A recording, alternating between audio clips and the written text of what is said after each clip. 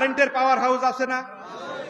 ইমামের যে জায়গা পুকুর চালাতে, ওইটার ডাইরেক্ট উত্তর পাশে একটা জেনারেটর ঘর আছে, দেখছেন? বিশাল বিশাল দুইটা জেনারেটর। কারণ দরবার শরীফ সবসময় বড় অনুষ্ঠানের মধ্যে, বড় অনুষ্ঠান কি সারা বছরই দরবার শরীফ ইলেকট্রিসিটির উপরে ভরসা করে না। কারণ এটা মানুষ নানান রকম সমস্যা থাকে। ইলেকট্রিসিটি আপনারা কথা দিল যে নিরবচ্ছিন্ন বিদ্যুৎ, কিন্তু হইল না, হয় না, হইল না। একটা সমস্যা হইল, নিরবচ্ছিন্ন বিদ্যুৎ আপনি পাইলেন না। যার কারণে সেই বহুকাল আগের থেকে দরবার শরীফের নিরবচ্ছিন্ন বিদ্যুতের জন্য জাকের ভাইদের খেদমতে পাওয়ার স্টেশন করা আছে, তাই না? বড় বড় দুইটা জেনারেটর, অনেক দামি দামি বড় বড় দুইটা জেনারেটর বাবার বাড়িতে আছে।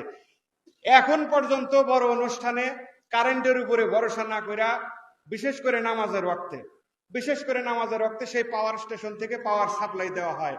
আমি বুঝের জন্য বলতেছি, বাংলা ভাষায় যেভাবে বললে আপনারা বুঝেন এই জন্য কইতেছি। আবার বলবেন যে আল্লাহ ইন্না আউলিয়া আল্লাহতে আবার জেনারেটর আসলো কই থেকে, আপনি একটু আলোচনা শুনেন তাইলে বুঝবেন। পাওয়ার হাউস এখন পর্যন্ত মাইকে বলা হয়, ইলেকট্রিশিয়ান ভাইগণ যে যেখানে আছেন সাবধান থাকেন, অল্প কিছুক্ষণের মধ্যেই বড় জেনারেটর চালু করা হইতেছে, ঠিক না? এগুলো আমরা ছোটবেলার থেকে শুনে আসতেছি। এই কালচার, এনায়েতপুরি কালচার, এই দরবার শরীফে এই সিস্টেম করা হয়। তাহলে পাওয়ার হাউস বিদ্যুতের তারের বিদ্যুতের উপরে নির্ভর না করে বাবার বাড়িতে দুইটা বড় বড় আরো জেনারেটর আছে, কিন্তু ওই দুইটা বেশি বড়, সেইখান থেকে পাওয়ার সাপ্লাই দেওয়া হয়। নামাজের সময় বিদ্যুৎ, নিরবচ্ছিন্ন বিদ্যুৎ যায় না, ওয়াজ নসিহতের সময় বিদ্যুৎ যায় না। তেমনি ভাবে মুরিদের পাওয়ার হাউসে এনায়েতপুর দরবার শরীফ, সুবহানাল্লাহ পড়েন। আপনি যে দরবারেরই হন না কেন, আপনার আজ টাকা হয়েছে, আপনার আজ মুরিদ বেশি হয়েছে, আপনার আজ গরু খাসি বেশি হয়েছে, এই জন্য আপনি এনায়েতপুরীকে ভুলে যাবেন, আপনি অকৃতজ্ঞ। তাই যদি হয় আপনি অকৃতজ্ঞ। এই নেসবতে, এনায়েতপুরী নেসবতে কেউ যদি মূল ভুলে যায়, তাহলে একদিন, 2 দিন, 3 দিন, অর্থাৎ 5-10 বছর, 20 বছর পরে সেই মুরিদের আর কোনো অস্তিত্ব থাকবে না, যদি পাওয়ার হাউসের সাথে সরাসরি যোগাযোগ না থাকে, ঠিক কিনা বলেন? এনায়েতপুর শরীফ মুরিদের পাওয়ার হাউস, মুরিদের এইখান থেকে পাওয়ার সঞ্চয় করে নিয়ে যাবেন, আগামী ওরস শরীফ পর্যন্ত এই পাওয়ারে চলবেন, ঠিক কিনা বলেন? তা আপনারা যদি ঘুমেই কাটায় দেন, তাহলে এই পাওয়ারের আলোচনা কখন শুনবেন? এই পাওয়ারটা আর কিছু না, এই পাওয়ার হলো খাজা এনায়েতপুরীর মুহাব্বত, ঠিক কিনা বলেন? আল্লাহ খাজা এনায়েতপুরীর মুহাব্বতে আমাদের মুর্দাদাল জিন্দা করার শক্তি তৌফিক এনায়েত করুক। মুহাব্বতে বলেন আমিন। মুহাব্বতে বলেন আল্লাহুম্মা।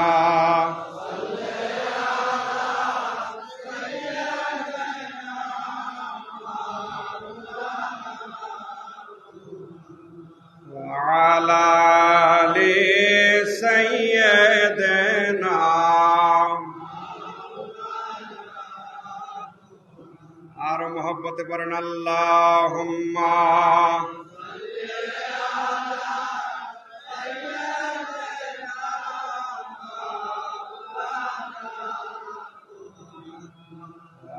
আলা আলি সাইয়্যিদিনা।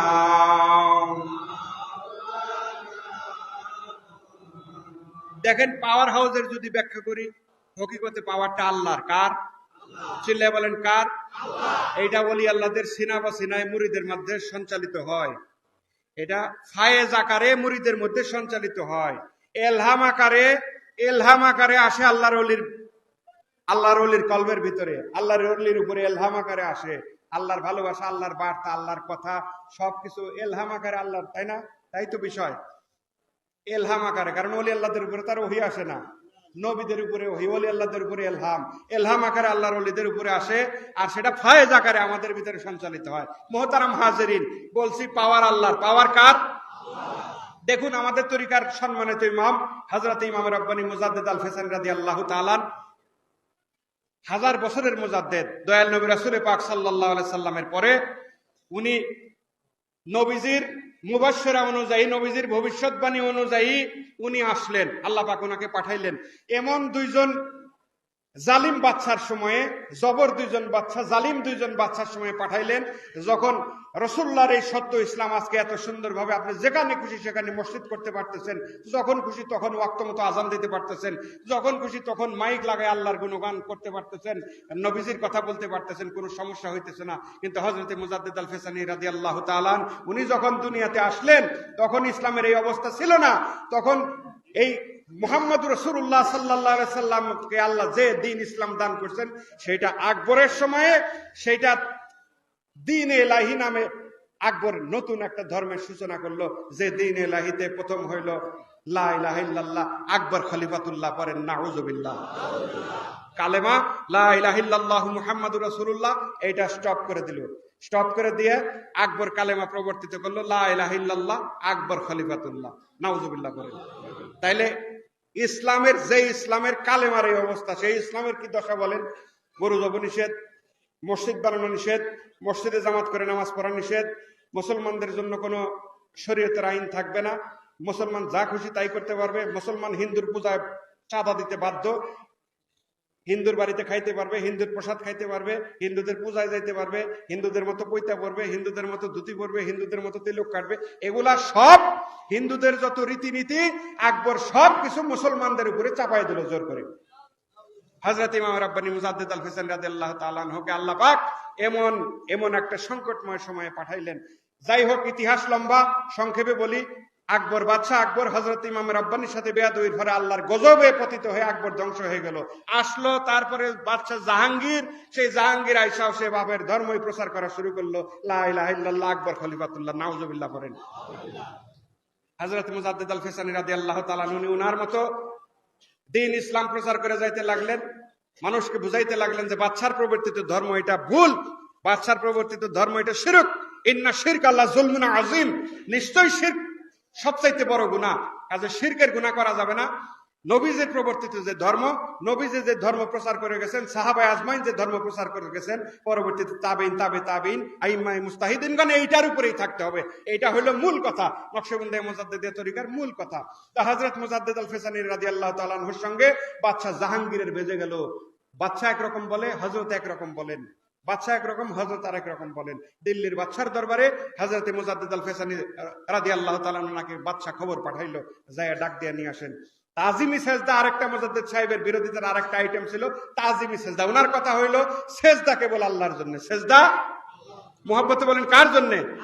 বান্দার জন্য, কোনো সেজদা না, সেজদা আল্লাহর জন্য। বাইরে আমার হযরত ইমাম রাব্বানী মুজাদ্দিদ আল ফিসানি রাদিয়াল্লাহু তাআলা বাদশার পয়গাম যাওয়ার আগেই উনার মুরিদ মুতাকিদ যারা ছিলেন, উনার পরিবারবর্গ, তাদেরকে উনি বললেন যে আমার উপরে ইলহাম হয়েছে, আল্লাহ আমাকে জানাইছেন অচিরেই সিরহিন শরীফ ত্যাগ করে আমাকে কিছুদিনের জন্য অন্য জায়গায় যাইতে হবে। এই কয়দিন কিভাবে দরবার চলবে, কিভাবে মুরিদ মুতাকিদ পরিচালনা করতে হবে, উনি সব কিছু লিখে দিয়ে উনি প্রস্তুত থাকলেন সফরের জন্য। তখন তো আর মোবাইলের যুগ ছিল না, টিএনটির যুগ ছিল না, টেলিফোনের যুগ ছিল না, ঘোড়ায় চড়ে যাইতেও তো 15-20 দিন লাগতো। এমন সময় মুজাদ্দিদ সাহেব সব রেডি করে দিলেন। মুজাদ্দিদ সাহেবের দরবারে বাদশার দূত আইসা হাজির, দিল্লিতে আপনাকে বাদশা যাইতে বলছে। মুজাদ্দিদ সাহেব বললেন চলো, উনি তো রেডি। বাদশার দরবারে যাওয়ার পরে এখন তাজিমি সেজদার যেহেতু বিরুদ্ধে, কাজেই বাদশা সিস্টেম করছেন, বাদশার দরবারের যে মুরব্বী ছিল সেই মুরব্বী কানে কানে বাদশাকে বলে, কথা বলেন না, আমার কথাগুলো শুনেন, এগুলা ইমানি আলোচনা, কথা বলেন না, এগুলো ইমানি আলোচনা। বাদশার দরবারে ঢোকার যে বড় প্রবেশ পথ, সেখান থেকে মুজাদ্দিদ সাহেবকে ঢুকাবেন না, কারণ নিচু একটা গেট দিয়ে ঢুকাবেন, যে দিক দিয়ে গেলে মাথা অটোমেটিক্যালি নিচু হয়, এতেই বাচ্চা খুশি। সেজদা না করলো কিন্তু মাথা একটু নিচা হইলো, এতেই বাচ্চা খুশি। আল্লাহর বন্ধু হযরত ইমাম রাব্বানী মুজাদ্দিদ আল ফিসানি উনি এই বিষয়টা বুঝলেন। বুঝা ওই নিচে গেট দিয়ে যখন মুজাদ্দিদ সাহেবকে বাদশার দরবারে প্রবেশ করানোর জন্য ডাকা হইলো, উনি প্রথমে উনার কদম মোবারক আগায় দিলেন, সুবহানাল্লাহ বলেন। তো যদি একটা নিচু গেটের আপনি পাগ এইভাবে আগায় দেন আর এইভাবে যদি ভিতরে ঢুকেন, তাহলে কি মাথা নিচু হইলো? মাথা নিচু হইলো, মানুষের দিকে তো হইলো না। হেকমত আল্লাহর, হেকমত কার? বাদশা দারুণ ভাবে খেপলো, এটা দেখা বাদশা দারুণ ভাবে খেপলো, রাগে গজগজ করতেছে, কিচ্ছু বলতেছে না। হযরত মুজাদ্দিদ আল ফিসানি রাদিয়াল্লাহু তাআলা বাদশার সামনে দাঁড়াইলেন। বাদশা এবার বললেন, আপনি তাজিমে সেজদা করেন না, বিরোধিতা করেন? হযরত ইমাম রাব্বানী উত্তর দিলেন, আমার এই মস্তক আমি শায়েখ আহমদের এই মাথা আল্লাহ ব্যতীত পৃথিবীর কোন মানুষের সামনে নত হবে না। সুবহানাল্লাহ বলেন। বাচ্চা দেখলো এইখানে বেশি কথা বলে লাভ নাই। পরবর্তী প্রশ্ন, আপনি দরবারে ঢুকলেন, আমাকে সালাম দিলেন না। আপনি দরবারে ঢুকলেন, আমাকে সালাম দিলেন না। দেখেন আল্লাহর হেকমত, আল্লাহর কৌশল, আল্লাহর বুদ্ধি, আল্লাহর শেখানো বলি। হযরত ইমাম রাব্বানী মুজাদ্দিদ আল ফিসানি উত্তর দিলেন যে আপনি নেশাগ্রস্ত অবস্থায় আছেন। বাচ্চাকে বলতেছেন, কত হিম্মত, কত হিম্মত। দিল্লির বাচ্চা মানে তখন পৃথিবীর অন্যতম বৃহত্তর বাচ্চা। সেই বাচ্চাকে উনি বললেন যে আপনি নেশাগ্রস্ত আছেন, সালাম দেওয়া সুন্নত, উত্তর দেওয়া ওয়াজিব। আমি আপনাকে সালাম দিতাম, আপনি নেশাগ্রস্ত, আপনি যদি উত্তর না দিতেন ওয়াজিব তরকের গুনাহ হইতো, এই জন্য আপনাকে সালাম দেয় নাই। সুবহানাল্লাহ করেন। এক কথায় দুই কথায় তাজিমে সেজদা নিয়ে আরো হুকুম হাকাম নিয়ে হযরত মুজাদ্দিদ আল ফিসানির সাথে বাচ্চার বেজে গেল। বাচ্চা যেটাই বলেন, মুজাদ্দিদ সাহেব বললেন জীবন থাকতে আমি আপনার কোনো কথা শুনবো না। বাচ্চা ওনাকে জেলে প্রেরণ করলেন। বাচ্চার এগেনস্টে মুজাদ্দিদ সাহেবের কোন সৈন্যবাহিনী ছিল না, কিন্তু বাচ্চার মুরিদের মধ্যে সেনাপতি সহ সব বড় বড় হাই অফিসিয়াল যারা, সবাই গোপনে গোপনে মুরিদ। শাহজাহান সাহেবজাদা উনিও হযরতের মুরিদ, কিন্তু সেটা গোপন।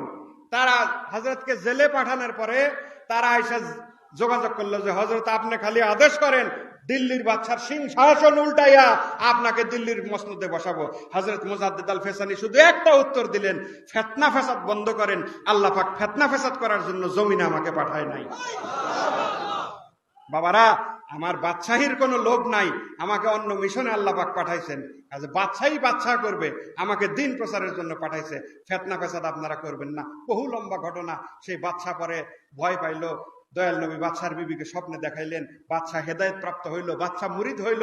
সব আইন মুজাদ্দিদ সাহেব লঙ্ঘন করে দিয়ে আল্লাহ রসুলের আইন প্রতিষ্ঠা দিল্লির জমিনে, সেখানে সব কিছু করলেন শিয়াদের বিরুদ্ধে। শিয়াদের বিরুদ্ধে হযরত নিজে কিতাব লিখলেন। দিল্লির বাচ্চারা শিয়াপন্থী ছিল, নিজে কিতাব লিখলেন রদ্দে শিয়া, এবং বিভিন্ন অন্যান্য মিডিল ইস্টে সেগুলা পাঠাইলেন। সেগুলা পাঠিয়ে শিয়াদের বিরুদ্ধে জিহাদ করে শিয়াবাদ সেখানে বন্ধ করা হইল।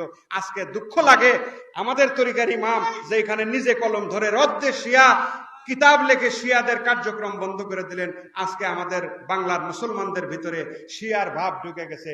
আর শিয়ার ভাব ঢুকছে কিভাবে? শয়তান কত চালাক দেখেন। আপনাকে আহলে বায়তের মুহাব্বতের বাতাস গায়ে লাগাইয়া হকিকতে খোলাফায়ে রাশেদের বিরুদ্ধে আপনারা দিয়ে বলাইতেছে। আপনি কখন আবু বকর, উমর, ওসমানের বিরুদ্ধে বলতেছেন আপনি নিজেই জানেন না। ঠিক কিনা বলেন? এটা জাকেরদের দিয়ে করাইতেছে। অন্য মৌলবীর কথা বাদ দিলাম, জাকেরদের মধ্যে শিয়াবাদ কি, সাইনবোর্ডটা কি, নবীর আহলুল বায়াতের মোহাব্বত আমি পাগল। আপনাকে আল্লাহর ওলির নবীর মোহাব্বত বেশি আপনার ভিতরে? আমাদের তরিকার যিনি ইমাম তার চাইতে বেশি আপনার ভিতরে নবীর আহলে বায়তের মোহাব্বত? আমার পীর যিনি খাজা এনায়েতপুরী, উনার চেয়ে বেশি নবীর আহলে বায়তের মোহাব্বত আপনার ভিতরে? তাহলে উনি কি করছেন, উনারা কি করছেন, সেই গণ্ডির মধ্যে থাকেন, তাহলে ঈমান আমল দুইটাই ঠিক থাকবে। মুহতারাম হাজিরিন, এই জন্য আল্লাহ পাক কালামুল্লাহ শরীফে বলছেন যে হাসরের ময়দানে আমি তোমাদের প্রত্যেককে যার যার দলপতির নাম ধরে ডাকবো। সেখানে আমাকে আপনাকে সিঙ্গেল নাম হিসেবে ডাকবে না, যার যার অনুসরণ করে আমরা থাকবো। হাসরের ময়দানে আল্লাহ বলছেন যে ইমামের নামে তোমাদের দলগত ভাবে আমি ডাকবো।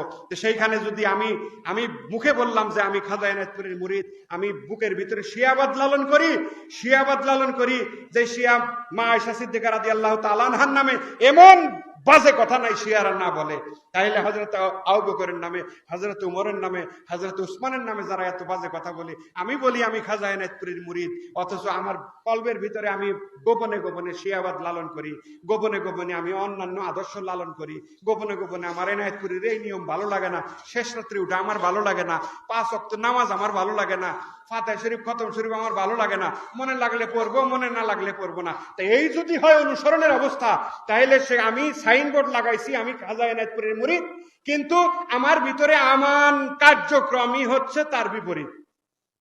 তাহলে আল্লাহ যেহেতু বলছেন যার যার দলের ইমামের নামে আমি হাসরের ময়দানে তোমাদেরকে সম্বোধন করব, এই কথার কি কোনো রদ হবে?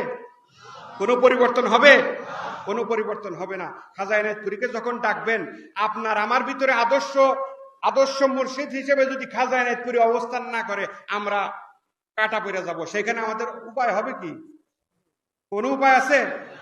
যার কারণে আল্লাহর ওলিগণ বলেন যার পীর নাই তার পীর, মহব্বতে বলেন তার পীর। অটোমেটিক্যালি এটা যুক্তিতে এসে যায়, যার পীর নাই তার পীর শয়তান।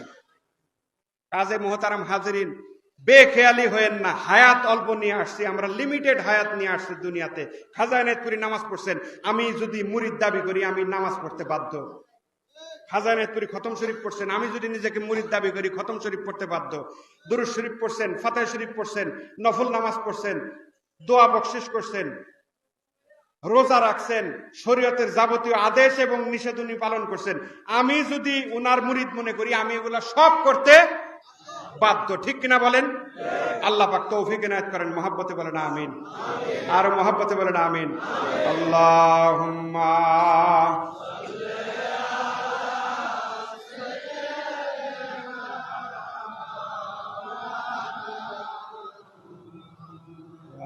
আলা আলি সাইয়্যিদিনা। মোহতারাম হাজিরিন, বলার তো ছিল অনেক কথাই, সময় কম। যে পর্যন্ত বলছি যদি দয়া করে মনে রাখতে পারেন তাহলে আমাদের পীর খাজা এনায়েতপুরী খুশি হবেন। ওনার কথাগুলাই বলছি, ওনার দোহাই দিছি।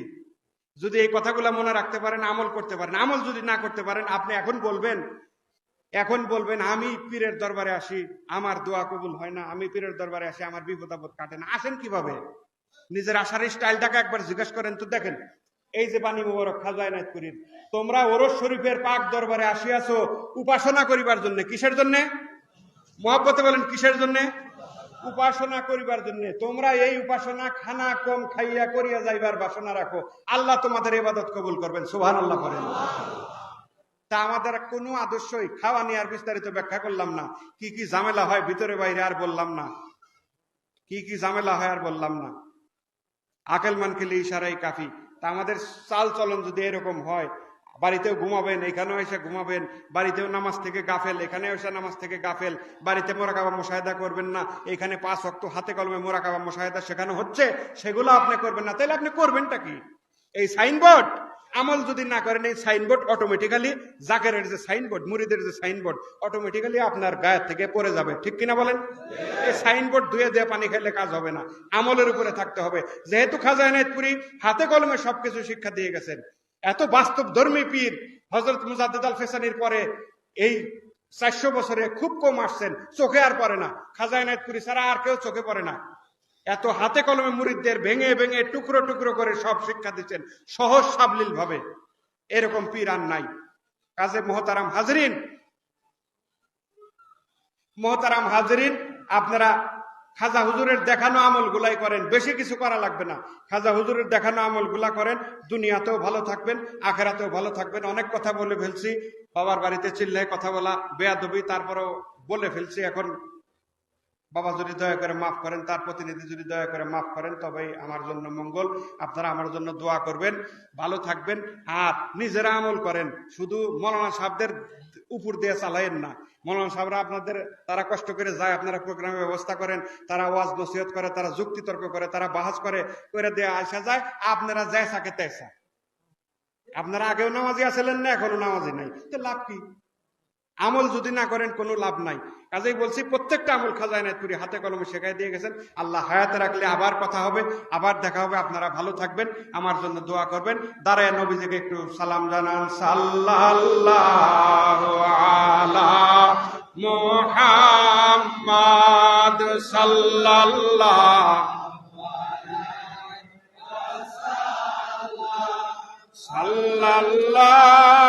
আলা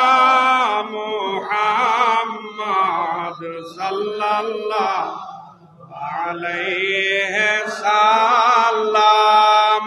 ইয়া নবী সালাম আলাইকা, ইয়া রাসূল সালাম আলাইকা, ইয়া হাবিব সালাম আলাইকা, সালাওয়াতুল্লাহ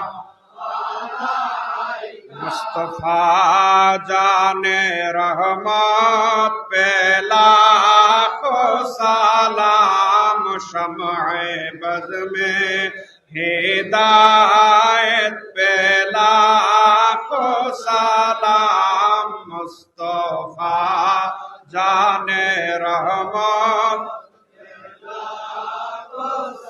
खलक ने सारे मखलूक से पहले अपनी महबूब का नूर बनाया उसी नूर। ভিডিওটি ভালো লাগলে চ্যানেলটা সাবস্ক্রাইব করুন, লাইক করুন, শেয়ার করুন আর নতুন ভিডিও পাওয়ার জন্য।